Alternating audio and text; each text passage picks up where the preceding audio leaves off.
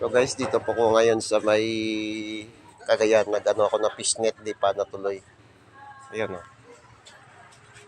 Di pa natuloy na kuha ko. Thank you for your watching my YouTube channel, Adventure Travel Workers Fishing and Contractor Landscaping.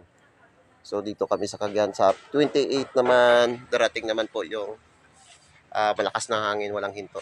So yan po sa grandmother ko. Ingat po sa California. Yan pala walang support eh. Kaya kung walang support, kanya-kanya na. Diyos na lang bahala. No? Survive na lang.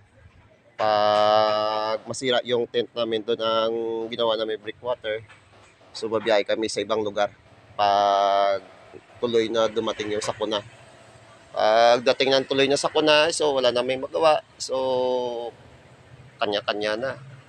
So malaki po improvement ko doon sa tabing dagat. Kailangan maayos ko to yung net fish ko. Pagdating ng sakuna, yun na.